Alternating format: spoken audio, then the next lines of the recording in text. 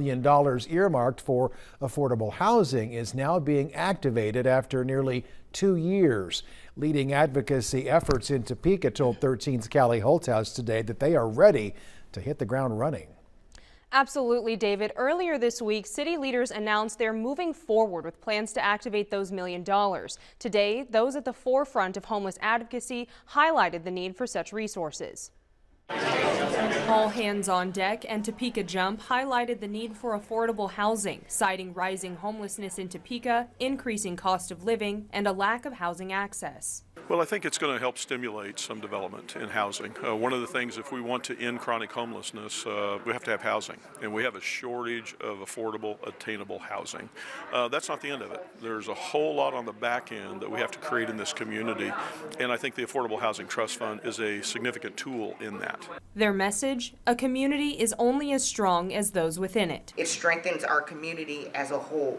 When families have a stable place of housing, they can contribute positively to the economy, engage in their neighborhoods, and build connections that enrich our society. This is not something that just stays static.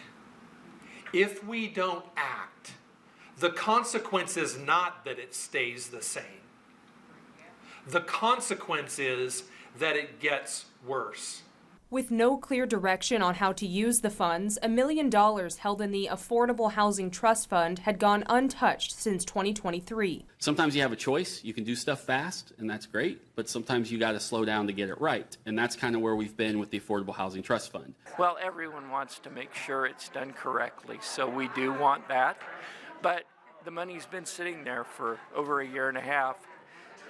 Unused, and it needs to be used to build a housing. We have urgent need, and that should make it our priority. At the end of the day, advocates say it's about neighbors helping neighbors. The most important thing is that Topekans are our neighbors, and when our neighbors are more secure in good housing and have ways to get around the city to things they need to do, we're going to have a better city.